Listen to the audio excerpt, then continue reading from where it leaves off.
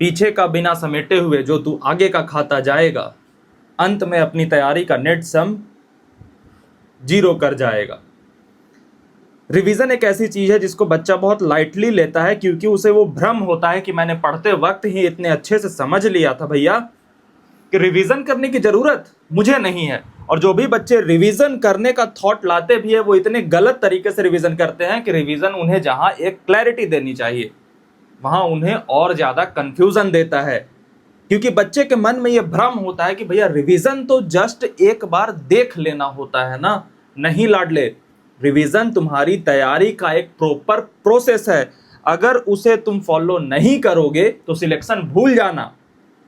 जबकि 99% बच्चे, 99 छोड़ो ना, 99.9% बच्चे ऐसे होते हैं जो रिवीजन को टास्क मानते ही नहीं। जैसे बच्चों से पूछो तुम्हारा बैकलॉग क्या है, तो मैक्सिमम बताएगा कि भैया मेरा लेक्चर का बैकलॉग है। और जैसे ही लेक्चर का बैकलॉग खत्म हो गया उसे कुछ बैकलॉग लगता ही नहीं। सवाल छूटे हुए हैं 50-50, वो बैकलॉग लगता ही नहीं। और सवाल ही जब उसे बैकलॉग नहीं लगता तो रिवीजन तो बड़ी दूर की बात है। कि मैंने जो 23 तारीख को आज के 6 महीने पहले पढ़ा था उसका रिवीजन नहीं करा, वो बच्चे के मन में आता ही नहीं कि भैया ये बैकलॉग है। और जब तक तुम्हारा ये वाला माइंडसेट नहीं बदलेगा ना, सिलेक्शन भूल जाना। अ मस्ट डू थिंग है तुम्हारा रिवीजन। अगर नहीं करोगे तो नहीं होगा सिलेक्शन। और तुम्हारी कुछ भी आर्गुमेंट्स हो सकते हैं, कोई फायदा नहीं। मैं हर वीडियो से पहले कहता हूं ना कि तुम 1000 चीजें ट्राई करने को फ्री हो, बट ये मेरा दावा है कि उन 1000 चीजों को ट्राई करने के बाद फेल होगे और इसी वीडियो पे वापस आओगे। तो 1000 चीजें फेल होने का इंतजार क्यों करें। शुरू करते हैं। विज्ञान भी ये बात कहता है। इबन गॉस नाम का एक दिमाग की पढ़ाई करने वाला व्यक्ति था जिसने एक फॉरगेटिंग कर्व दिया था कि हम किसी चीज को पढ़ते हैं लाडले तो वो उसकी तुरंत की जो मेमोरी होती है वो हमारी 100% होती है। कुछ भी हमने पढ़ा वो हमारे दिमाग में 100% सेव है। लेकिन अगर हम उस चीज को पलट करके एक दिन तक नहीं देखते ना तो वो मेमोरी हमारी 60% हो जाती है, यानी 40% उड़ जाता है। और वही करते करते अगर हम 5 दिनों के भीतर उसे रिवाइज नहीं करते ना तो उस पढ़े हुए का मात्र 10% बचता है हमारे दिमाग के अंदर। सोचो कितना बड़ा माया जाल है कि तुमने कुछ पढ़ा और तुम्हें लग रहा है कि भैया मुझे तो 100% समझ आ गया, 100% मेरे दिमाग में है, और इस चक्कर में तुमने 5 दिनों तक उसे पलट कर नहीं देखा और वो तुम्हारे दिमाग में मात्र 10% बचा। और फिर 5 दिनों के बाद जब तुम्हारे टेस्ट वगैरह आते हैं, तुम पलट कर देखते हो तो तुम्हें लगता है सब कुछ नया है। भैया लेकिन लेक्चर तो कर रखे थे, नोट्स भी बड़े सुंदर बना रखे हैं, फिर भी ऐसा क्यों होता है? क्योंकि लाडले ये स्टडी में पाया गया है कि 5 दिनों तक आप नहीं देखोगे उसे पलट के, वो 10% बचेगा। तो भैया क्या इसका सॉल्यूशन कुछ दिया है उसी ने? इबन गॉस ने सॉल्यूशन भी दिया है, कॉम्बैटिंग द फॉरगेटिंग कर्व। उसने कहा कि अगर आप कुछ पढ़ लेते हो तो 100% मेमोरी है, अब आप उसे एक दिन तक नहीं देखोगे तो डाउन जाएगा, लेकिन एक दिन बाद उसे पलट करके रिवाइज कर लोगे तो वो फिर 100% के ऊपर पहुंच जाएगा। लेकिन फिर उसे आप नहीं देखोगे तो फिर वो डाउन जाना स्टार्ट करेगा। लेकिन तीसरे दिन पे फिर आप उसे देख लोगे तो फिर वो 100% हो जाएगा और इस बार फिर डाउन जाना स्टार्ट करेगा। लेकिन इस बार जो 5 दिन के बाद ये 10% हो जाता था वो अब 10% ना होकर के इस लेवल पे मेंटेन रहेगा। तो फिर हम 5 दिनों के बाद फिर से रिवाइज करेंगे और फिर ये हमारा जो लेवल है ये हमारी मेमोरी का परमानेंट हिस्सा बन जाएगा। तो इसने सिंपल एक सॉल्यूशन दिया कि रिवीजन। क्या मेरी बात से इतने कन्विंस हुए कि विज्ञान भी कहता है कि तुम्हारा दिमाग एक सर्टेन वे में परफॉर्म करता है और उसका नतीजा है कि आप 5 दिन किसी पढ़े हुए चीज को रिवाइज नहीं करोगे, वो 10% पे आ जाएगा। विज्ञान ने ही सॉल्यूशन दिया है कि आपको इस तरीके से उसे अपने दिमाग में रिटेन कराना पड़ेगा। और विज्ञान के छात्र हो तो विज्ञान पे भरोसा करना, खुद को एक्सेप्शन मत मान लेना कि भैया मैं एक बार पढ़ करके सारी चीजें रिटेन कर लूंगा, नहीं हो सकता। क्या इतनी बात मेरी समझ में आई? बहुत बढ़िया। तो अब मैं शायद तुम्हें कन्विंस कर पाया होऊंगा कि रिवीजन की इंपॉर्टेंस क्या है। अब मैं तुम्हें ले चलता हूं एक ऐसी यात्रा पे जहां तुम ये समझने के बाद कि रिवीजन बहुत इंपॉर्टेंट है भैया, फिर भी गलती करोगे, फिर भी रिवीजन नहीं करोगे। और उस पर बात करें बालक, तो आप 3 बायसेस से लड़ोगे। बायसेस किसे कहते हैं? बायसेस हम उस थॉट को कहते हैं जो हमें लगता है कि सही है लेकिन बिल्कुल गलत होता है, लेकिन वो हमें पता नहीं होता कि भैया वो गलत है, इसलिए हम उस थॉट पे डिसीजन लेते चले जाते हैं और लास्ट में जब रिजल्ट आता है तो प्रूफ हो जाता है कि हमारे वो थॉट्स गलत थे। वो 3 बायसेस बताऊंगा, तुम सभी के दिमाग में होंगे, इसे डाल लेना। इसको जानने का फायदा ये होगा कि जब हम किसी मेंटल प्रॉब्लम को हम जब जान जाते हैं तो उसको जान लेना ही हमारा सॉल्यूशन बन जाता है कि भैया मैं जब पढ़ने बैठता हूं ना तो मुझे कलम लेने की याद आती है। तो जैसे ही तुम अब पढ़ने बैठोगे और कलम लेने की याद आएगी तो तुम्हें यह पता होगा कि मेरा दिमाग ऐसे खेलता है, फिर मैं भागता हूं, फिर पढ़ाई से भटक जाता हूं। तो तुम कहोगे कि नहीं दिमाग, कलम लेंगे अभी जो है उससे लिखेंगे। तो बायसेस को जानना ही बायसेस को तोड़ने का सॉल्यूशन होता है। और 3 सबसे इंपॉर्टेंट बायसेस जो तुम्हें रिवीजन से रोक देंगे उसकी बात करते हैं। सबसे पहला है बच्चा इल्यूजन ऑफ नॉलेज। जब आप पहले दिन पढ़ते हो ना तो आपके दिमाग में 100% चीजें रिटेन होती है। विज्ञान ने भी कहा, फॉरगेटिंग कर्व ने भी कहा। आप उस पे कंक्लूजन ये बना लेते हो कि वो जो मुझे समझ आ गया है बहुत अच्छे से, वो मुझे समझ आया रहेगा। तो 5 दिन बाद भी जब दिमाग कहता है कि रिवाइज कर ले यार, उस दिन जो पढ़ा था, तो कहता है यार इतने अच्छे से समझा था, क्या रिवीजन करना। तो ये नॉलेज का भ्रम जो है, जबकि वापस रिवीजन करोगे तो आपको तुरंत पता पड़ जाएगा कि उसके 10% ही बचे हैं दिमाग में। लेकिन जो नॉलेज का भ्रम है वो हमें कॉपी पलट के देखने ही नहीं देता, वो हमें लेक्चर के ट्रैप में फंसाया जाता है कि उस दिन पढ़ा था कितने अच्छे से समझ में आया था, वो दिमाग में है मेरे, ये हमें कॉन्फिडेंस होता है कि वो दिमाग में है हमारे। फिर हम अगले लेक्चर पे जाते हैं, अगले लेक्चर पे जाते हैं, अगले लेक्चर पे लेक्चर इतना देखना पसंद करते हैं कि रिवीजन की जरूरत है हमें, हमारा दिमाग हमें महसूस ही नहीं होने देता। प्रेजेंट बायस। प्रेजेंट बायस का मतलब होता है कि प्रेजेंट में हमें जो छोटी मोटी चीजें मजा देती हैं हम उसे चुन लेते हैं, और जो चीजें टफ लगती हैं उसे नहीं चुनते हैं। जैसे हमें रील्स देखना पसंद है पढ़ाई करने कंपैरिजन में, तो हम प्रेजेंट में उसको देख लेंगे। और मैं ये नहीं कह रहा कि तुम डिस्ट्रैक्ट हो जाते हो गंदी चीजों में, नहीं, मैं इसको बता रहा हूं अच्छी चीजों के कंपैरिजन में कि बालक प्रेजेंट बायस में आपके एक तरफ है लेक्चर देखना, जो बैकलॉग्स वगैरह कुछ भी पढ़े हुए, एक तरफ है लेक्चर देखना, एक तरफ है रिवीजन करना। लेक्चर देखना कम एफर्ट लेता है आपका, रिवीजन करना ज्यादा एफर्ट लेता है, क्योंकि लेक्चर एक भ्रम क्रिएट करता है कि हम कुछ सीख रहे हैं। रिवीजन हमें रियलिटी चेक देता है कि भैया तुझे कुछ नहीं आता, 90% भूल चुका है। तो हमारा ब्रेन उस रियलिटी चेक से इतना डरता है कि वो हमें भ्रम क्रिएट करते जाता है कि अरे तेरा बैकलॉग भी तो है, वो कर ले, रिवीजन क्या करेगा, रिवीजन की औकात है तेरी, पहले बैकलॉग वाला समेट ले फिर रिवाइज करना। और इस माया जाल में फंसा करके वो तुम्हें कभी भी नेवर एंडिंग लेक्चर लूप में फंसा देता है। जब लेक्चर कोर्स का खत्म कर लोगे तो बोलेगा क्वेश्चन प्रैक्टिस का सेशन दिखाऊंगा, क्वेश्चन प्रैक्टिस का सेशन देख लोगे तो बोलेगा कि यार 1 शॉट का सेशन दिखवाऊंगा। और दिमाग तुम्हें इस लूप में फंसाए लेके चला जाएगा और तुम्हें कभी पता भी नहीं पड़ेगा कि रिवीजन भी करना था। एक तो तुम्हारे दिमाग का भ्रम है, इल्यूजन ऑफ नॉलेज, और दूसरा है present bias. Illusion of knowledge कहेगा कि तुम्हें आता है, करने की जरूरत नहीं है, और प्रेजेंट बायस कहेगा कि रिवीजन मुश्किल है, लेक्चर करता जा। और ये दोनों मिलकर तुम्हारी तैयारी बर्बाद करेंगे। और तीसरा सबसे बड़ा चीज आता है संक कॉस्ट फैलेसी, इसे कहते हैं। इसका मतलब ये होता है कि हम किसी भी चीज में अगर बहुत ज्यादा टाइम इन्वेस्ट कर देते हैं तो हमें लगता है कि वो तो होगा ही होगा। फॉर एग्जाम्पल, कोई बच्चा है जो बहुत गलत तरीके से लेक्चर पढ़ रहा है, ठीक है, लेकिन उसने लेक्चर 10 घंटे पढ़ लिए। कोई बहुत आसान आसान सवाल सॉल्व कर रहा है लेकिन 5000 घंटे उसने सवाल सॉल्व करने में लगा दिए। तो उसे लगेगा कि मैंने तो इतना टाइम इन्वेस्ट करा है तो इसका फल मुझे मिलेगा ही मिलेगा और पॉजिटिव मिलेगा, जबकि ऐसा होता कुछ नहीं है। क्योंकि आप किस क्वांटिटी ऑफ टाइम में कोई चीज कर रहे हो उससे फर्क ही नहीं पड़ता, आपकी क्वालिटी क्या है, कितने देर तक प्रश्न सॉल्व कर रहा है इससे मायने ही नहीं रखता, आपने कितना करा और किस लेवल का करा ये इंपॉर्टेंट है। लेकिन संक कॉस्ट फैलेसी आपको ये कहेगी कि लेक्चर देखते हुए तूने कितना एफर्ट लगाया था समझने में ना, एकदम एक एक बारीकी को समझा था। तो जब तूने इतनी मेहनत करी थी तो तुझे रिवीजन की जरूरत पड़ेगी, तेरे दिमाग में सब बैठा है। ये इल्यूजन ऑफ नॉलेज जो है ना, ये संक कॉस्ट फैलेसी के कारण ही आता है कि हमने किसी चीज में टाइम दे दिया तो हमें लगता है कि हमने उस चीज में बहुत सही तरीके से काम किया है। साइंस से बाहर नहीं जा पाओगे, दिमाग तुम्हारा 5 दिन बाद 10% पे लाके पटक देगा। कैसे डील करोगे इससे?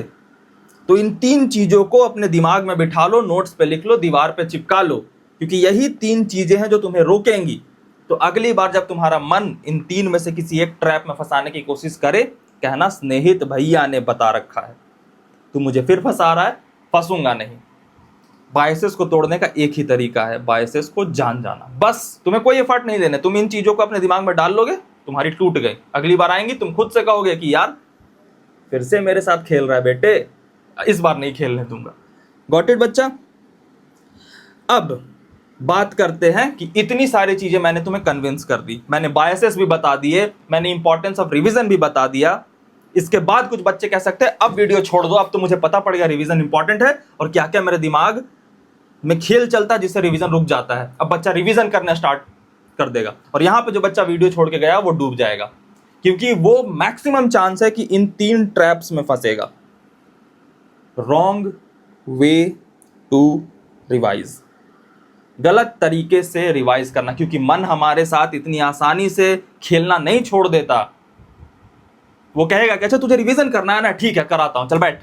और फिर वो गलत तरीकों से रिवीजन कराएगा, जिसमें बड़ी आसान आसान तरीके होंगे जिससे तुम्हें लगेगा कि रिवीजन कर लिया, लेकिन कुछ नहीं करा। और ये सबसे खतरनाक स्थिति होती है कि हमें लगे कि हमने कुछ कर लिया, लेकिन उसका रिजल्ट हमें 0 मिला है और हम रिजल्ट को चेक ही नहीं करते और हमें बस लगता रहता है कि हमने कर लिया। और फिर वही संक कॉस्ट फैलेसी में फंस जाते हैं कि रिवीजन को मैंने इतना टाइम तो दे दिया है ना भैया, तो हो ही गया, नहीं हुआ कुछ। तो अब 3 वो गलत तरीके जानो, इसी फ्लो में हम इस सेशन को बढ़ाते चलेंगे। सबसे पहले जाना रिवीजन की इंपॉर्टेंस, फिर बायसेस, अब 3 गलत तरीके, फिर उसके बाद 3 सही तरीके, और फिर उसके बाद दूंगा जो सबसे तगड़ा, जिसके बाद तुम्हारे रिवीजन की सारी प्रॉब्लम सॉल्व हो जाएंगी, वो सॉल्यूशन। रीडिंग नोट्स सबसे गलत तरीका, सबसे गलत तरीका। क्यों गलत तरीका? मैं ओपिनियन नहीं देता, कन्विंस करता हूं, रीजन देता हूं। सबसे गलत तरीका इसलिए है लाडले, क्योंकि हम जब नोट्स बनाते हैं और टीचर ने जो पढ़ाया वो हम लिखते हैं, उसमें से कुछ चीजें हमें समझ आती हैं, कुछ चीजें हमारे दिमाग से निकल जाती हैं। तो मान लो कि हमने 5 दिन बाद अपने नोट्स को पलटा, अब 5 दिन बाद एग्जैक्ट 0 तो हमारी मेमोरी नहीं हो गई, 10% बचा हुआ है। तो हमारा दिमाग क्या करता है, बड़ा सुंदर खेल रचता है। जब आप नोट्स को ऐसे देख के पढ़ रहे होगे ना, तो आपका दिमाग उस 10% बचे हुई नॉलेज को दिखाता हुआ ही आगे ले जाएगा और 90% को दिमाग स्किप कर देगा। और तुम्हें यह भ्रम क्रिएट हो जाए कि इस पेज की मैंने सारी चीजें पढ़ ली हैं और मुझे सारी चीजें समझ में आ गई, जबकि वास्तविकता यह थी कि तुम्हें सिर्फ 10% समझ में आया था और उसी 10% को दिमाग ने नोटिस कराया और 90% को इग्नोर करा दिया। तुम में से मैक्सिमम बच्चों के साथ होता होगा लाडले कि जब कोई टीचर क्वेश्चन सॉल्व कर रहा है बोर्ड पे तो तुम्हें समझ आ गया, लेकिन जब तुम खुद से करोगे तो नहीं आएगा। इसका रीजन क्या है? इसका रीजन ये है कि जब टीचर सॉल्व कर रहा था तो हमारा दिमाग, जो हमारे पास 10% नॉलेज थी उस सवाल की, उसी को नोटिस कराते चला जाता है और ये भ्रम क्रिएट करते चला जाता है कि ये तो तुझे समझ आ रहा है, और समझ आ भी गया। वो 90% चीजें जो टीचर लिख रहा था, जो हमें नहीं आती थी, वो दिमाग हमें नोटिस ही नहीं करने देता। जब हाथ से खुद चलाओगे ना तो दिमाग झूठ बोल सकता है, हाथ झूठ कभी नहीं बोल सकता। तो हाथ वहां पे रुक जाएगा जहां पे तुम्हारी 90% नॉलेज फंस रही है। तो रीडिंग नोट्स इसलिए बेकार आइडिया है। दूसरा, हाईलाइटिंग। जब हम नोट्स बना रहे होते हैं तो हम में से बहुत सारे बच्चे होते हैं जो हाईलाइट कर देते हैं, लेकिन हाईलाइट की हमारी टेंडेंसी क्या होती है? हाईलाइट की हमारी टेंडेंसी ये होती है कि जो इंपॉर्टेंट है उसे हाईलाइट करें। जेईई एडवांस का एग्जाम है, हाईलाइट यहाँ पे कुछ इंपॉर्टेंट है ही नहीं, या फिर सब कुछ इंपॉर्टेंट है। जेईई एडवांस किस चीज से सवाल बना के फ्रेम करके प्लेट में दे देगा, तुम्हें पता भी नहीं पड़ेगा। और हम इंपॉर्टेंट को हाईलाइट करते हैं तो ब्रेन ने उसे ऑटोमेटिक इंपॉर्टेंट मान लिया है, तो वो उसे रिटेन करने का ज्यादा कोशिश करता है। तो जो दोबारा तुम पढ़ोगे तो नोट्स में जो हाईलाइटेड पॉइंट है उसे देखोगे और वो तो पहले से रिटेन थे, तो वहां तुम करते हुए आगे बढ़ जाओगे, तुम्हें पता भी नहीं पड़ेगा कि हाईलाइटेड के अलावा जितनी चीजें थे वो सब मैं भूल चुका हूँ। तो सबसे पहली चीज ये हाईलाइट, हम वो चीज को करते हैं जो हमें इंपॉर्टेंट लगता है, जबकि हमें हाईलाइट उस चीज को करना चाहिए जो हमें लगे कि हम भूल जाएंगे इसे, इतनी कॉम्प्लेक्स है। तो हाईलाइटिंग वगैरह कभी काम नहीं करता। तीसरा है वन शॉट। इस पे तो सबसे ज्यादा बच्चे हमसे डिसएग्री करते हैं कि भैया 2 सालों तक तो मैं भुगता रहा कि वन शॉट से नहीं सिलेक्शन होगा, नहीं सिलेक्शन होगा। तो बच्चे कहते थे भैया ही हम ना रिवीजन के लिए यूज करते हैं।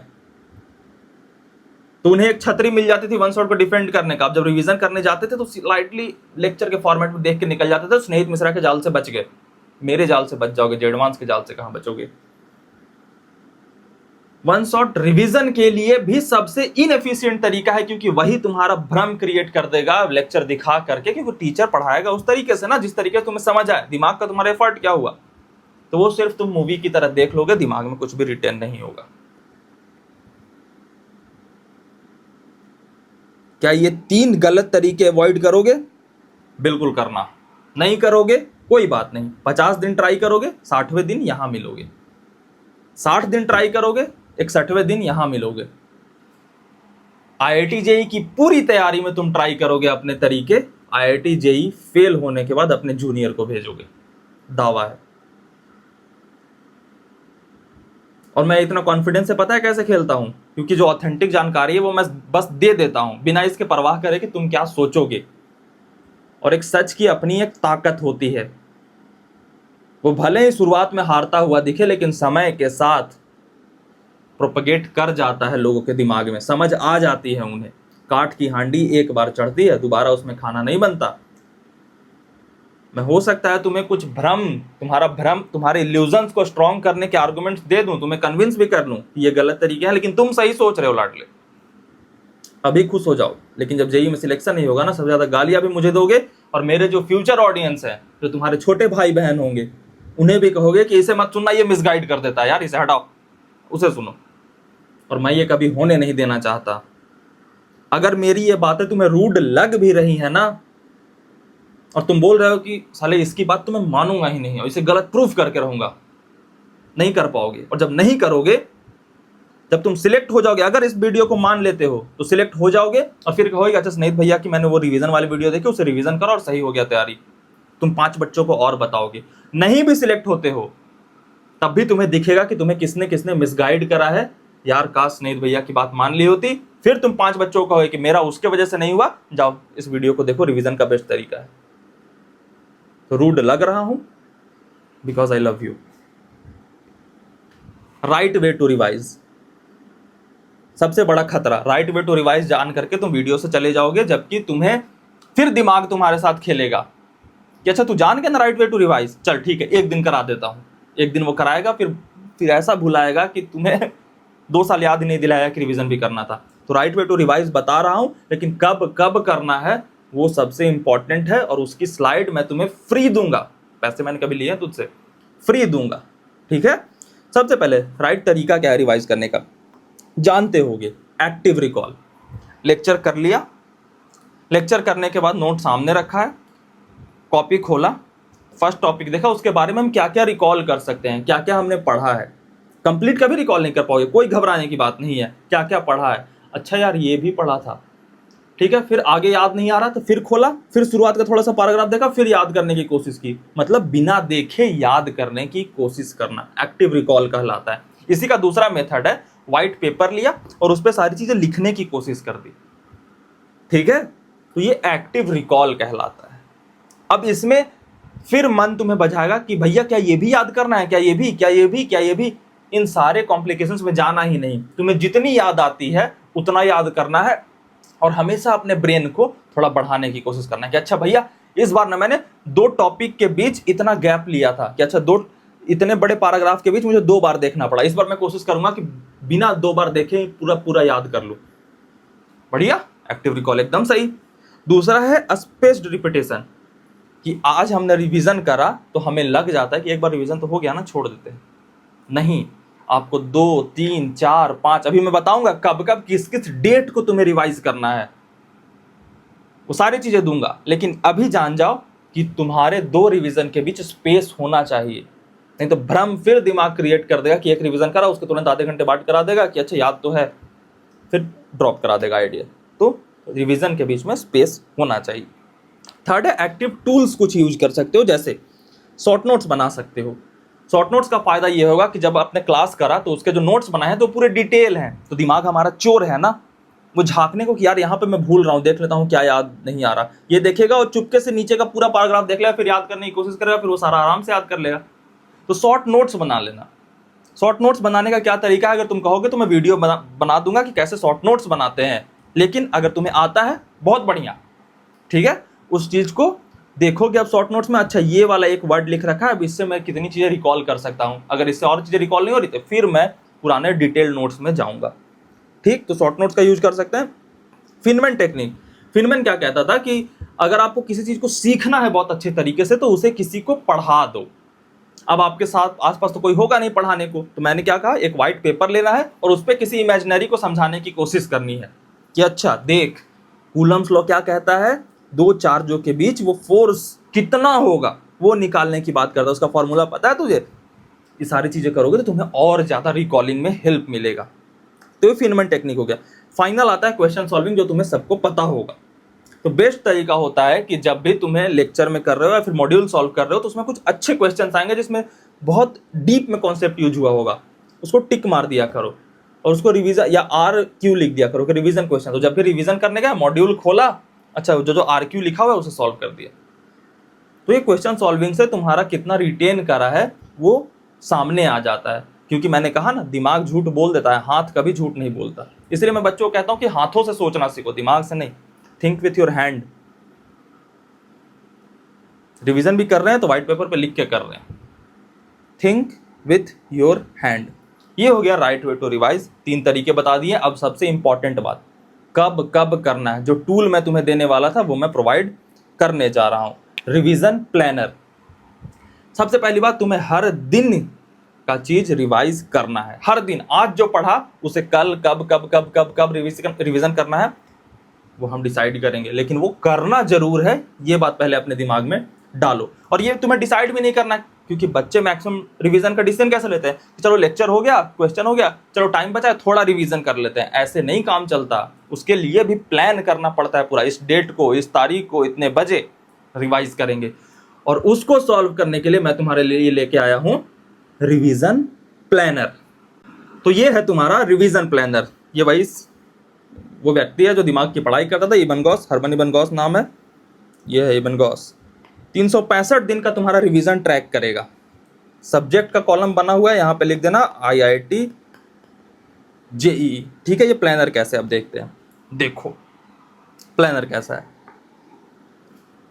इसमें ये वाला सेक्शन तुम काट देना, ठीक है, तुम्हारे काम की। ये 30 मिनट्स वाला नहीं है, ठीक है, इसको प्रिंट करा लेना।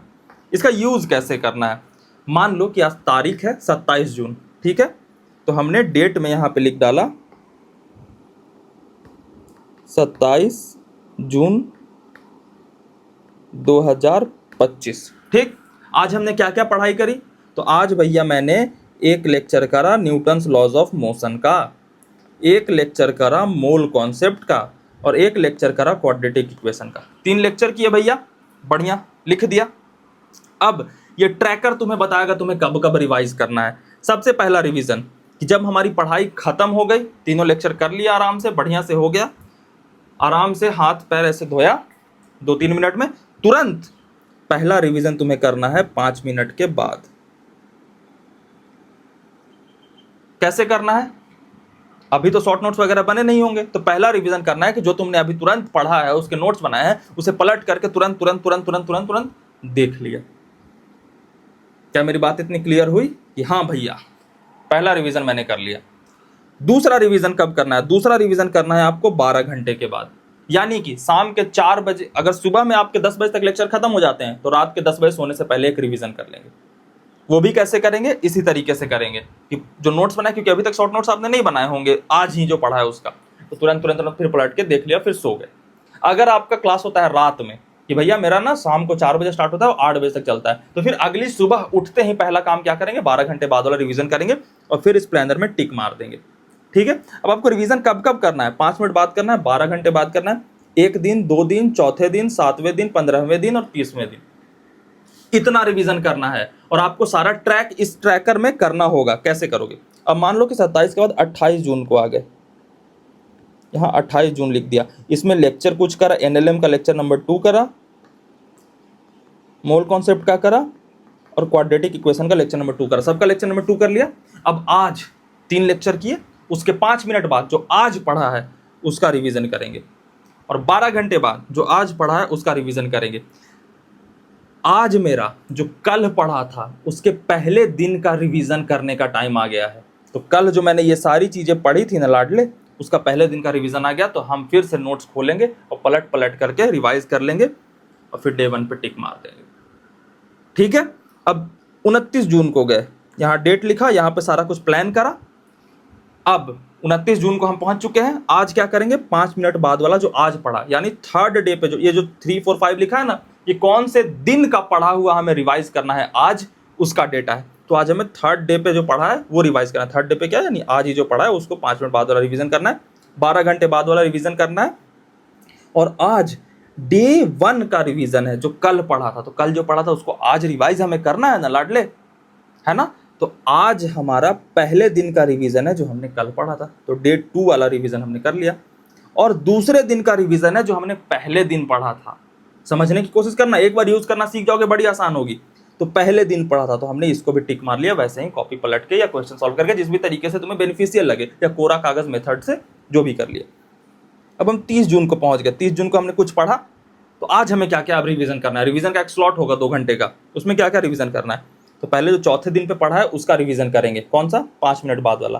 फिर 12 घंटा बाद वाला जो चौथे दिन पे पढ़ा है उसका रिवीजन करेंगे। फिर डे 1 का रिवीजन किसका है, तीसरे दिन पे जो पढ़ा था उसका आज डे 1 का रिवीजन है।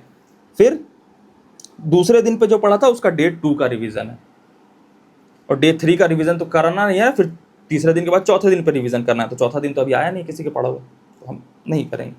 फिर 7वें दिन, 15वें दिन, 30वें दिन, ऐसे नीचे चलते जाओगे लाडले। तो देखो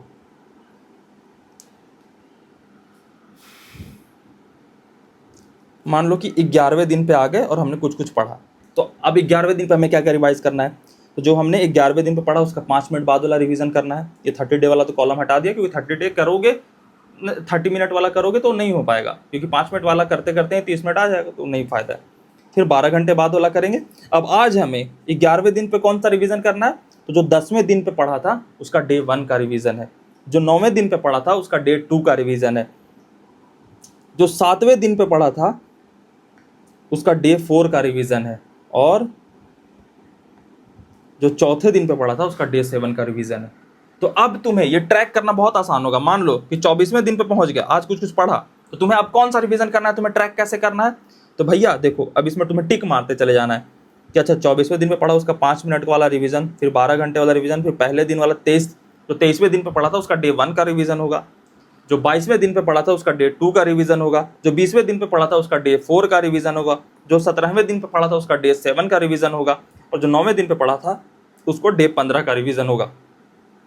अब सोचो, तुम एक टॉपिक को एक रिवीजन, 2 3 4 5 6 7 8 रिवीजन दे रहे हो, कहाँ से दिमाग से निकलेगा। और ये ट्रैकर तुम्हें ट्रैक करके देगा कि क्या क्या तुम्हारा रिवाइज हो चुका है। अब देखो, डे 1 का हम 30th डे पे रिवीजन कर लेंगे, तो अब ये टॉपिक हमारा ड्रॉप हो जाएगा कि अच्छा अब हमें पहले दिन जो पढ़ा था उसको रिवाइज करने की जरूरत नहीं है। अब टेस्ट आएगा तो उस दिन कर लेंगे थोड़ा सा 5-10 मिनट, लेकिन इस दिन तक तुम्हारा दिमाग में पक्का हो चुका होगा।